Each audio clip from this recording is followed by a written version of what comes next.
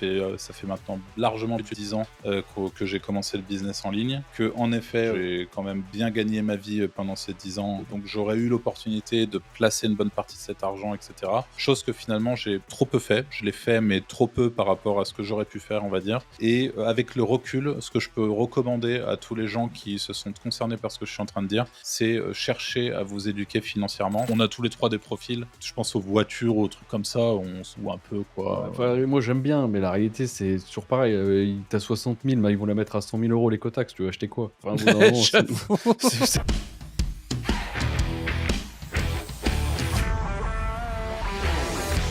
Prochaine question de Grégorise qui nous demande grosso modo où est-ce qu'on met, où mettez-vous votre argent, l'argent que vous gagnez au quotidien? Enfin justement dans des dépenses quotidiennes, dans des voitures, dans de l'immobilier, dans des placements. Voilà, en gros qu'est-ce qu'on fait avec tout, de manière, générale? Moi En taux. j'ai vas-y, Moi, vas-y, hein, moi, toi. c'est va être simple, résidence principale et j'ai ouvert un PEA cette année pour essayer. Rien d'autre.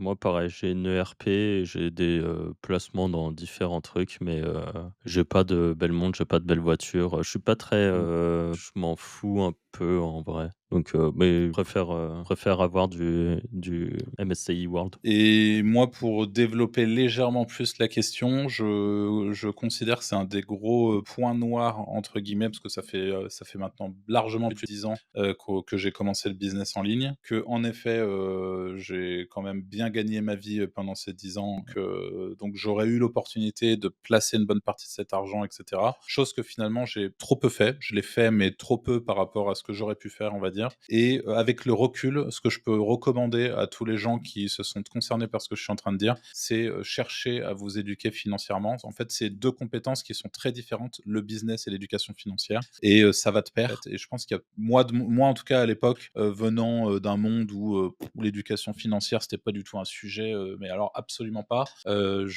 Ça n'existait même pas dans ma tête de savoir ce que j'allais faire avec l'argent gagné. J'avais de l'argent sur un compte, je me faisais qualifier, mais en fait, j'ai pas besoin de tout faramineux, de pouvoir être content dans ma vie. Donc du coup, voilà, c'est pas des dépenses que je fais. Mais à partir du moment où j'ai compris l'importance de l'éducation financière, là, j'ai pu commencer en effet à investir. Et aujourd'hui, on va dire que je priorise la bourse, PEA pareil. Et pour le coup, moi, je suis plus S&P qu'MSCI World, mais ouais, c'est à peu près pareil. Donc voilà, Et pour répondre à cette question. Et peut-être petite recommandation de chaîne, mais pour Ah vraiment ouais. du full débutant, je trouve que la chaîne Finari est la plus simple à pour découvrir en gros et découvrir en gros les trucs de base, par exemple, comprendre l'intérêt composé. Au final, personne comprend ce que c'est que les intérêts composés, alors que quand tu as compris, tu te dis: «Ah bah ouais, c'est logique en vrai» et je trouve que ces vidéos comme ça sont intéressantes et il fait pas mal de vidéos, sur Finari, un peu case study où il va prendre par exemple,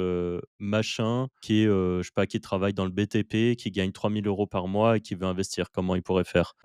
Bidule qui lui, est médecin, il gagne 15 000 € par mois, comment il peut investir? Et il y a même des trucs après sur la succession pour les enfants, franchement, c'est très large et très, fait en sorte pour que ça soit vraiment ultra noob friendly, quoi. C'est vraiment le truc pour qu'un débutant puisse comprendre. Il utilise pas des termes très compliqués ou alors il les explique. Donc vraiment, je Et trouve que l'avantage, c'est le top. c'est que tu comprends vite qu'en fait, il y a zéro monde dans lequel, investir avec ta banque en bourse, par exemple, c'est une bonne idée. Oui, Tu par vois, exemple, ouais. il y a beaucoup de trucs comme ça où en fait, dans le commun, des gens, les gens en général, quand ils ont un minimum d'éducation financière, en fait, ils vont aller investir avec leur banque, ils vont ouvrir un espèce de compte spécial, je sais même pas comment ça s'appelle. Bon, tu Moi, sais j'en qu'il ai y en a plein plein, mais dans ouais. mon entourage, et en fait, c'est juste la plus grosse cartouche que vous pouvez prendre. C'est des mecs qui essaient de battre le marché, personne, enfin, je veux dire, c'est ultra rare. Il y a une fraction du Plus sur les frais. Non, mais c'est c'est surtout ça. les frais, le gros problème, ouais. Ouais, bien C'est sûr, le ouais. gros C'est problème, c'est surtout les les frais. frais. Enfin voilà, c'est donc pour répondre, tout ça, finalement rien de bien extravagant, mais parce qu'on n'a pas nécessairement besoin de plus, en fait. On a tous les 3 des profils. Je pense aux voitures, aux trucs comme ça, on s'en fout un peu, quoi. Enfin, moi j'aime bien, mais la réalité c'est toujours pareil. Tu as 60 000, bah, ils vont la mettre à 100 000 € l'écotaxe. Tu veux acheter quoi? Enfin, au bout d'un moment, J'avoue, ça a aucun sens, j'avoue, tu vois? Au bout d'un moment. j'avoue. Même Ah, tu tu achètes une ça simple Clio Sport, maintenant tu as 70 000 € d'écotaxe. Enfin, au bout d'un moment, ça Bah, va pas. après, pourquoi t'achèterais une Clio aussi, ça? Je me pose bien la Une question. petite Zoé électrique. Merci beaucoup d'être resté avec nous jusqu'à maintenant pour cet épisode. N'hésitez pas à nous dire ce que vous en avez pensé. Vous avez, comme d'habitude, le petit like, le petit abonnement sur YouTube, les petites étoiles sur les plateformes d'écoute. Ça vous prend quelques secondes à peine. Salut. Salut.